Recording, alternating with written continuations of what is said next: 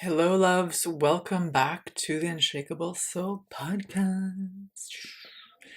We're on episode 56 today, and I have for you a monologue since I'm alone today.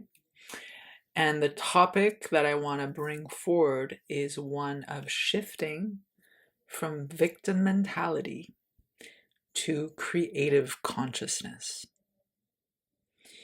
And in this conversation, I want to outline first what is victim mentality, what is creative consciousness, offer 3 affirmations and thematics to feel into when we're stepping into creative consciousness.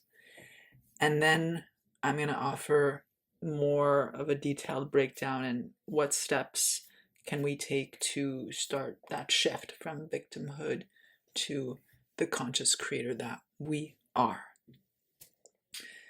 So let us dive in. I'm excited for this conversation. Been feeling into it for a while and now it's being brought out. So a couple notes here just to make sure I don't go off on a tangent, which I tend to do, and that's okay. I accept that about myself. All right, let's start us off with victim mentality, victimhood. This may not be a new word for you. You may have heard it before. When we think of victim, we're thinking of somebody or something is chasing or persecuting some other thing, kind of a prey, right? And believe it or not, a lot of us live in this victimhood or victim mentality. And I say it with so much compassion because I myself have found myself in this state. And I can understand looking at just the world around us, how a lot of us could get stuck in this state of victim mentality. So in its essence, when you feel as though you're a victim, you feel as though life is against you. You feel as though you're the victim. It's happening to you, right? It's like it's happening to me, and there's a tendency to take things personally or to dramatize as well, to feel as though there's no solution, right? That it's the end of the world. And again, there's a spectrum. Some people are on the spectrum of this victimhood, okay? And it's very dangerous because it can bring us to a state of powerlessness. If you look at the spectrum of victimhood and then creative consciousness being opposite side, the more you go to the victimhood mentality, like deep end, the less you believe that you can actually have any influence on your life, and you're kind of just allowing fate to happen to you, right? Not believing that you can actually play an active role in creating the life that you desire. And again, it's so easy because we're being fed in the media that there is just so much outside of our control that is happening, that is asserting an effect on you. And that because of this, you have to do this, you can't do this. And what does that breed? Victim mentality, victimhood, this sense of powerlessness of, I can't do anything. I might as well then take all my resources and hold them here and get super suspicious of anybody coming near, right? So it breeds separation. It breeds isolation. It's me versus you, right? On the other side of the spectrum is conscious creation, becoming the co-creator of your reality. Okay? So, someone with a strong co-creative mindset, or another word to say is a growth mindset, they see the silver lining in everything. Anything that is perceived as being terrible, right? As being, oh my gosh, COVID, right? Oh my gosh, Trump. Oh my gosh, all these things that are happening, tsunamis, natural disasters. There's so many. Oh my gosh, it could be so simple, like this person didn't show up, right? What is the silver lining? They always look for the silver lining. They're optimistic. No time is wasted. There's no such thing as failure. There's only learning if we choose to learn from our actions and integrate the experiences we've had. So it takes a certain level of detachment. I see it as like this bird eye view. Like for creative consciousness, you need to fly above your own life. See little Sophia down there playing around the sandbox that we are playing around in, this matrix or the system, you can call it. And objectively see, okay, what's going on? And then you zoom out to the countries, to the world. You're like, okay, like, what role is Sophia playing in the creation of everything going on, the beauty and the chaos, right? The evil and the light type of thing, this duality that we live in. And when we're able to objectively see our role in creating our own personal reality, which is directly reflecting all the relationships and how we view the world, then we have the choice. Victimhood doesn't feel as though I got a choice. I'm like, well, it is what it is. Victim of my fate. Conscious creator is like, I see what's going on here from an objective point of view, because if it becomes subjective, then that's when we start tinting our lenses and feeling as though like, oh my gosh, raising our defenses and getting all ego about it, and then perhaps not even taking any action. Okay, or depending on which one you're at, it could be like trying to force things to change, trying to like manipulate, control, dominate, right? Trying to force something. The co-creator, full consciousness,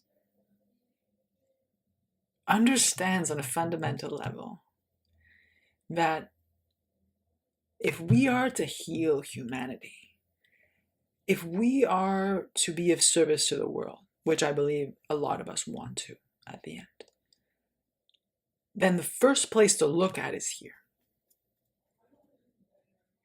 Before we get any ideas on influencing anybody out there, you first have to be able to go within and do the inner work. To look at the limiting beliefs, to look at all the ways that you are playing the victim. Right? So this could be seen as shadow work, inner child healing, looking at your wounds, lifting the Pandora's box and going, blah, blah, blah, bunch of shit coming up at you, and you're like, oh, I gotta wipe myself with that or else I can't see properly. Right? So again, I say this with so much compassion. The victimhood mentality, the number one thing we need to know about here is that this person does not feel that they can do anything to change their current life circumstance or the world at large. Okay? So they can get complacent, they can get perhaps stuck in a pattern, and this can breed over time feeling of depression, low energy, lethargy. And it can breed resentment. It breeds, like, the worst of all is separation. And not only separation with your neighbors, your friends, the world, Mother Nature, but the worst is with you, with your true essence, which is creative consciousness. Okay? The creator of the reality understands that they have a role to play in all of this mess and all of this beauty, the abundance, the love that we all get to share. We get to share the mess, we get to share the beauty. And they understand that it's not their job to change anybody around them, right? It is their responsibility to stay so aligned and in tune with their truth, to be comfortable with who they are, with their gifts, so that then when they speak of truth. And that might shake and rattle some people, right? But when we start living in alignment with our truth, then we notice there's no good or bad. There just is. There just are experiences that I'm going through in this life that are teaching me more and more how to live and how to love. Ultimately coming back to source, right? It is so fundamental we understand this. Because in this position, the creative consciousness, you have power. You have self-agency. You are only solely responsible for yourself. What you think, what you choose to believe, how you choose to act, and what you choose to speak. And they're all related. This one line is all related. Okay. And take a breath in. Exhale, open mouth. Just let that settle. No, it's not about starting to hit yourself because you're realizing, oh my gosh, I've been in victimhood mindset, or start getting so proud because you're in creator consciousness mindset. It's not that. We are just listening here and feeling viscerally, how does this resonate in my body?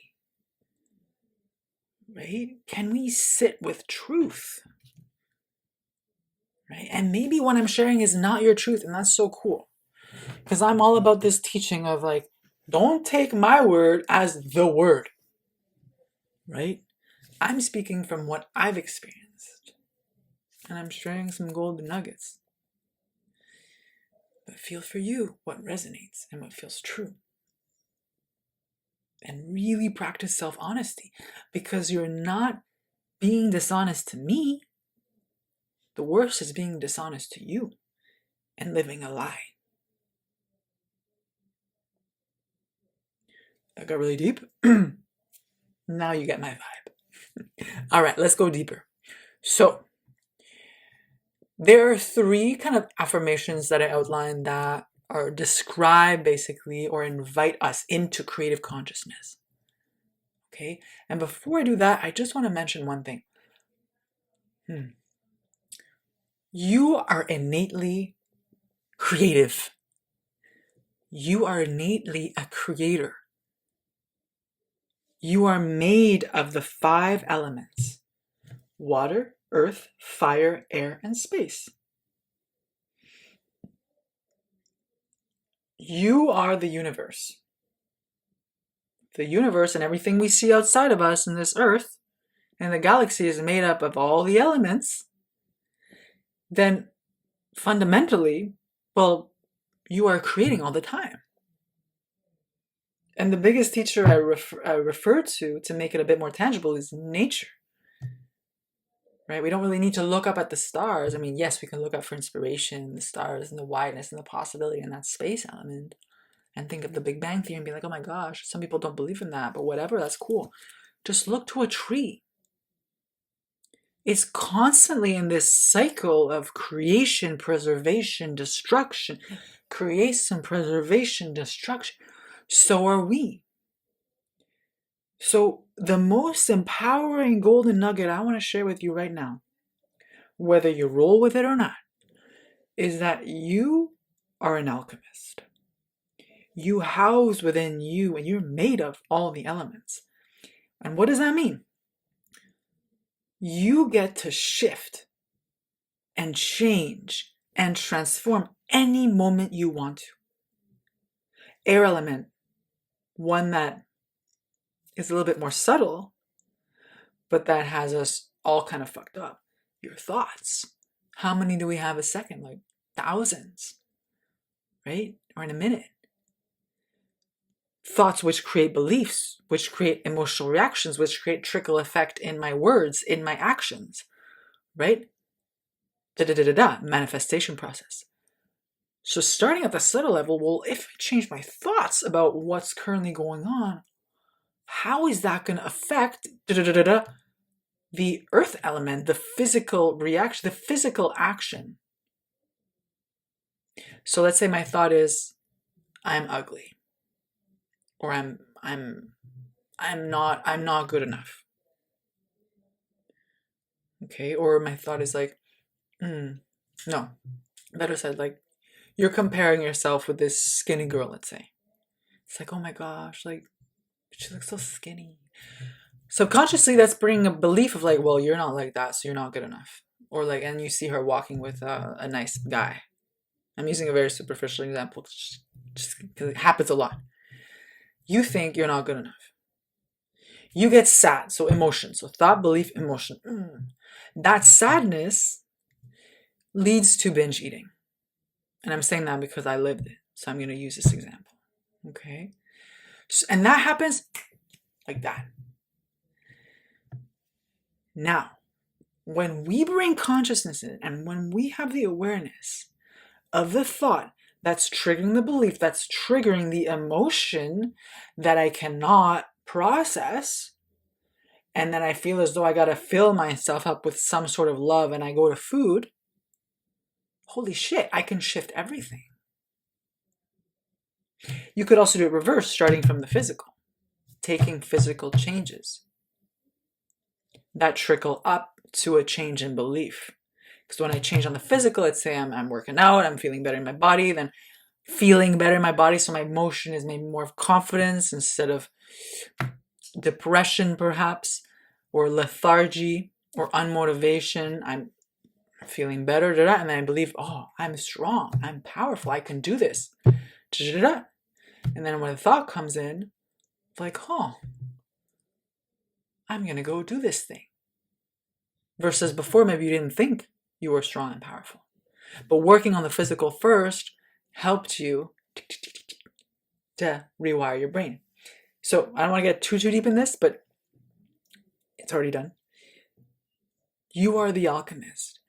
So every single moment you get to shift and pivot and change. And that's the beauty. And you may be like, oh my gosh, Sophie, like this is a lot, like that's a lot of change, a lot of shifting. Yes and no. Because there's a way that we can create a structure or rituals and ceremonies. This is why I love bringing rituals and ceremonies.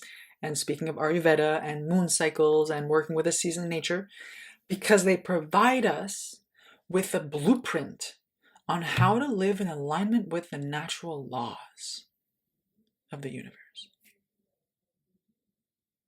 Okay? And the rhythms and cycles of life and nature. Yes, you have your check-ins daily, of course, that you can have. But when you learn to live in sync and in rhythm with nature, you realize, well, we're co-creating all the time. And instead of resisting change and instead of blaming all the external factors we have no control over, buddy that's telling us this and that and this and that for the taxes and this and that, and we're just like, no control over that. There are higher level energies and deeply seated energetics also at play in your belief of what is possible for you. And when we get to work with those energetics, so the moon, the planets, nature, the seasons, in tandem with your own, because you also have your own cycles, your own seasons, right? Your own emotional waves. Hey, that you realize, shit, like I'm going at my own rhythm. I'm going at my rhythm, at my pace. And what does that mean? Well, I'm doing this now because this is what serves me most. So we become unshakable. Okay? We become unshakable because we're so rooted in us. We're so deeply in tune with our body, with the wisdom of our body, with the wisdom of nature, that whatever politician gets out there, I'm using politics because it's too easy. And it's what we hear a lot now, especially in Canada, with what's going on in the US. But it's like, whatever's going on out there, I know I'm good because I got me and I know me. I know me so well. And I can feel this energy that's shifting. And I know when to pivot. I know when to change. I'm not waiting for this external circumstance to tell me to change. Because I'm constantly doing it every day. Yeah. All right. Got kind of excited there. Okay, so 3 affirmations. you can see these affirmations are like fundamental qualities for the creator or creative consciousness, cultivating creative consciousness. Number 1, I am enough. That in itself is like a mic drop. I am whole, complete, and enough at my core. Doesn't mean you're perfect. It means you are enough. You see the value in who you are, not what you do. You stop seeking external validation, approval. And when this happens, you actually can allow yourself to lean back, to enjoy life, to enjoy the simple pleasures of life. Sure, you can have ambitious and go for it if you want a yacht, if you want to have a big business, you make a lot of money, whatever. But fundamentally, deep down, you know that it's coming from a place that you are enough. And that everything that you want to create out there is coming from this place of, I am enough. Right? So instead of thinking you need to fix yourself, something's wrong with you or that you're broken, I hear that sometimes, it's coming into this space of wholeness, of saying, acknowledging, yes, I have my limitations or weaknesses, and I also have my strengths. Which ones am I focusing on? Learning from my mistakes, integrating them, making the course corrections, and focusing on what is it that I want to share with this world. Allowing that to come online instead of focusing, as we tend to do, on the shadow aspects. And I'm not saying don't focus on them. That's part of shadow work. But you're not going to stay there. Because ultimately, it's inevitable. When you go into the darkness, you see the light.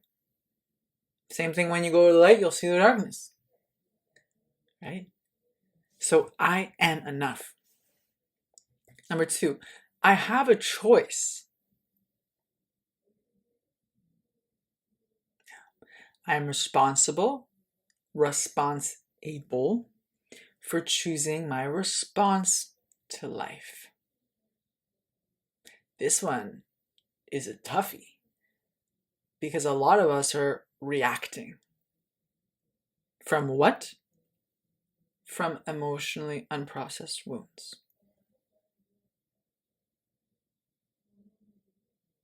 Yeah. So you no longer view yourself at the mercy of life events. Okay? You realize there's a choice in every single moment. The choice that what you choose to believe, the choice of if you choose to speak or choose to stay silent, they're both golden. They both have their place. The choice to act or to not act. The question is, from where is it coming? Is it coming from a wounded child, the wounded self that wants to prove themselves, that just craves mom and dad's love, and that's subconsciously projecting that on any relationship, really, personal or professional life? Or am I making a choice based off of my truth? Based off of, how can I put this? It's a place of self-love. Yeah. And that's crunchy. Like honoring you and honoring your needs when perhaps when you speak your truth, set your boundaries, then that may ruffle feathers. So being a creative and a creator and stepping into this role of, okay, and claiming like I am a co-creator of my reality, it takes courage. It takes balls. Right? Because you're going to have to be okay with whatever reaction or response you're going to get the other side. It may not be what you want. But you're so good with you because you're self-resourcing yourself. You're not looking for validation. You're not looking to prove yourself to anybody. You're just walking your truth. You're walking your path. And it's so empowering. Okay? So we become less reactive.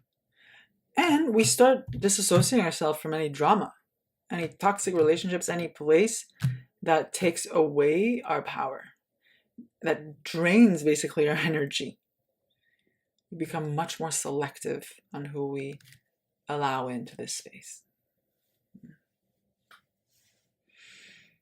Okay, so number 1, I am enough. Number 2, I have a choice. Number 3, I get to co-create my new reality. I love the wording. I get to. It's not I have to, it's not I should, it's not I can, it's I get to. I find this opens a new dimension of like empowerment. When you realize, holy shit, like I get to co-create a new reality for myself. So in essence, this is meaning I'm committed to focus on continuous learning about myself, about how this beautiful instrument works, about how this beautiful vessel works, right? Like the alchemist is like playing with the elements. Like I'm so committed to that. And I'm remembering along this process my true essence, which is the creator of your reality. You are part of creation. You are creation. You have it innate. Okay? So even in the facebacks, even in the face of setbacks and struggles, which we all go through, and it's not to say one is worse than the other, we'll just generalize it all. Setbacks, job loss, spouse left you, relationship breakup, whether big or small, it doesn't matter. It's all valuable. We need to remember that we are the co-creators of a reality and we get to create a new reality for ourselves.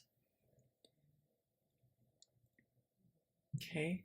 And again, this takes courage because it is too easy to get in victim mindset. They did this, they said that, he did this, and then perhaps start blaming and shaming, which at the end of the day is a direct reflection on you. Boom, boom. That's why relationships are beautiful. Every single relationship in your life is teaching you and showing you where you are still acting out perhaps on old wounds. And they're also reflecting, hopefully, where you're being asked to call out into the night, into the light, your gifts, your talents. Right? But the courage piece is so important because when you're on this claiming your co-creator, you're creating your creator essence, you start setting boundaries. You start perhaps finding yourself maybe a bit alone because you're realizing, well, this person's not aligned with me. Right? I feel so drained in that job, with that person, in that situation. Like, I don't actually need to be here right now. So it's so empowering, but again, it's crunchy. It takes courage because for a lot of us, we are attached to this familiarity, which is a pattern based on how we were brought up. If we only knew chaos in our household, guess what we attracted? Chaos. So it takes, remember the flying above you, your situation, honesty, self-awareness, and courage. Being like, the thing is, you can't unsee truth. When you see truth, you're like, oh shit. The last piece is taking action, whatever that action is. And it doesn't need to be huge, but sometimes it is.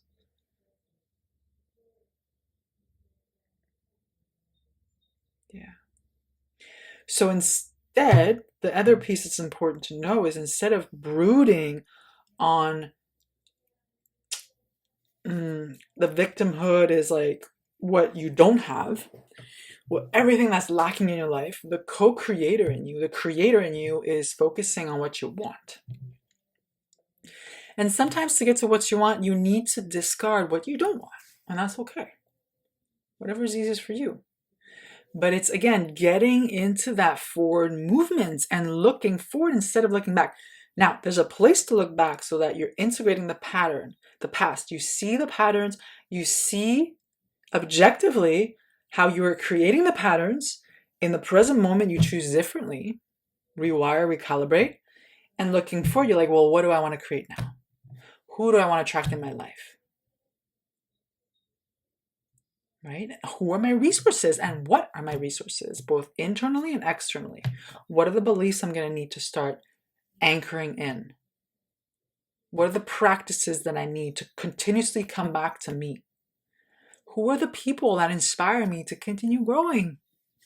What are the environments that kind of make me googly eyed and make me like, oh my gosh, like bring out the best in me, right? Okay. Let's take a deep breath in. Exhale out.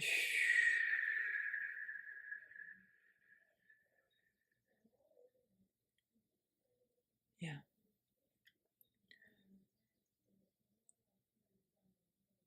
So I want to finish with this.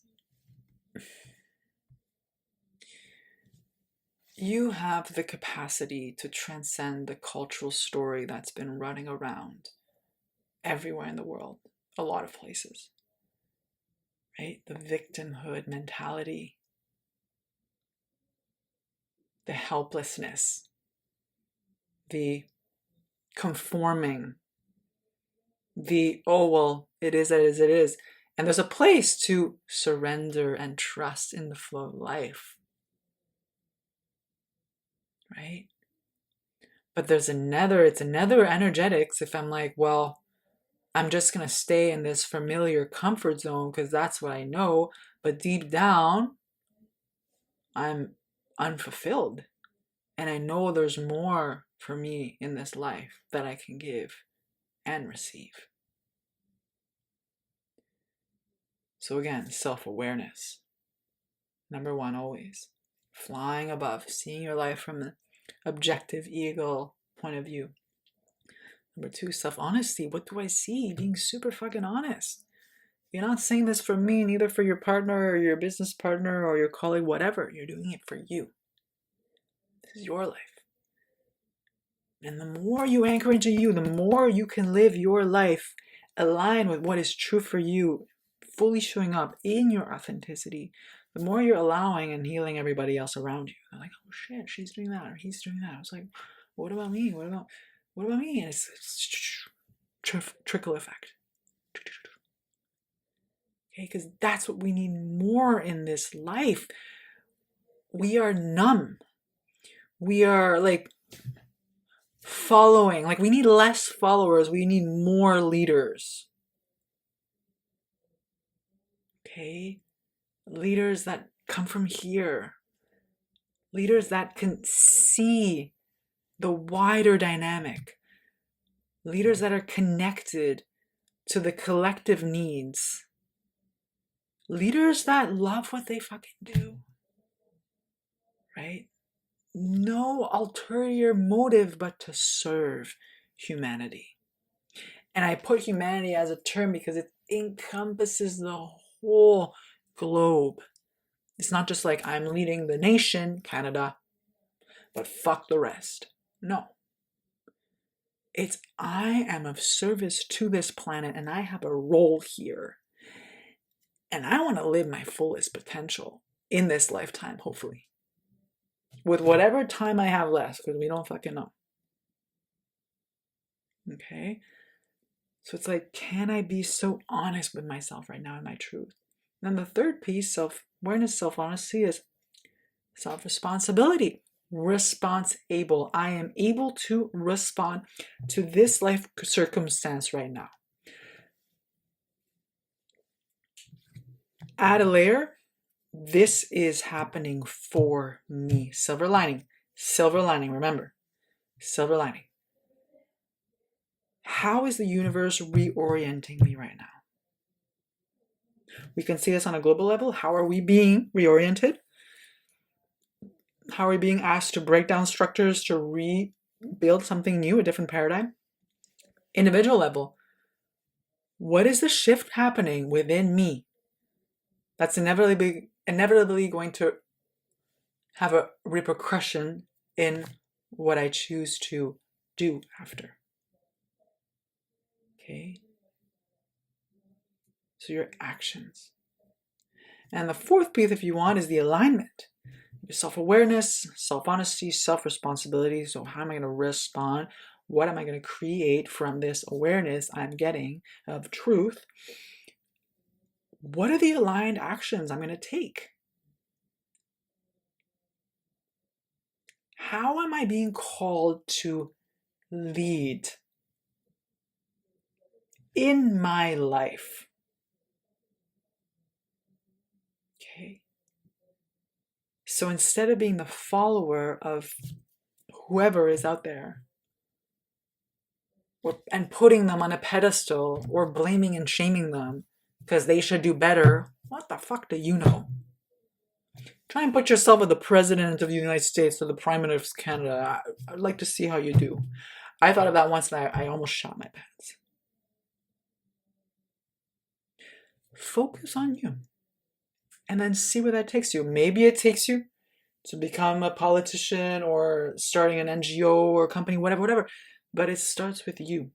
Look at the seed planting. Seed plant, it's not going to just be a tree. No, it has the incubation phase. It needs proper soil, proper sun, proper nutrients, the proper balance of the water. Too much water drowns. Fucking boom. And slowly you see it sprout. Okay, a stem. Ooh, leaves. Wow. Okay, so there's a process. Again, that's why working with the cycles and rhythms of nature is so beautiful.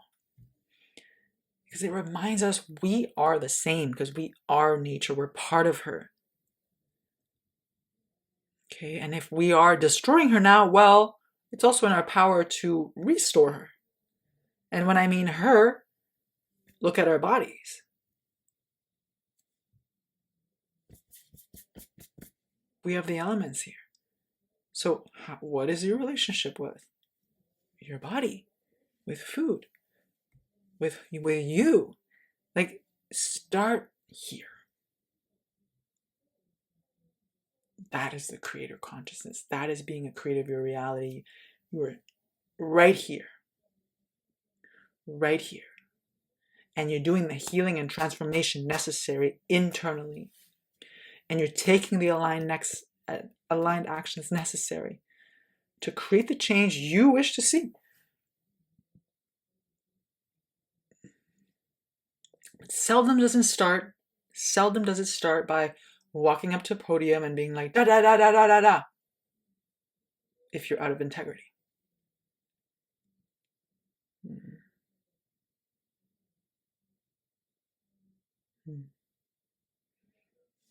Place a hand on your heart. Take a deep breath in.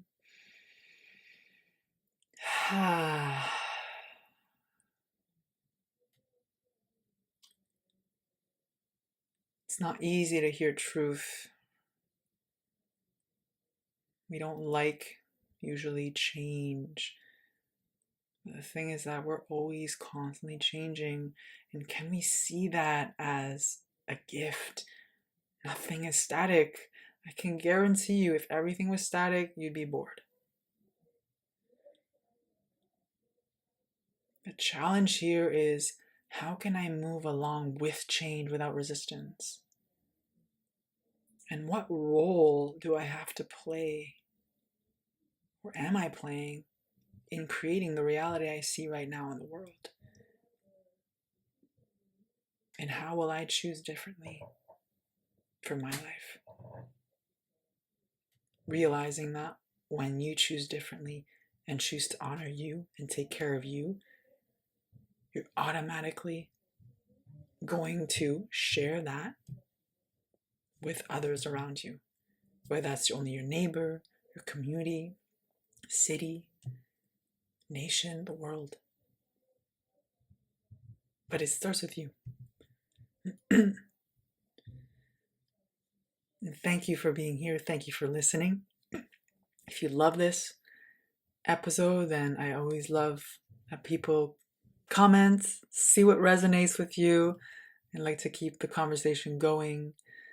And if you love this podcast, grateful if you can rate it a 5-star. Like that, I continue getting more visible and sharing these messages with more and more people. All right, loves, if you want to know more about me, my website is alchemiahealingarts.ca, and I work with people one-on-one in spiritual mentorship, as well as online programs. Phoenix Rising, my 3-month online program starting actually tomorrow, April 12th, until June 28th.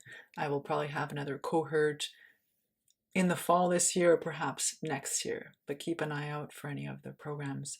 And if you are in the Ottawa region, I host women's circles monthly around the full moon. So check out, everything is on my website. All right, loves. Thanks so much for listening. Take care.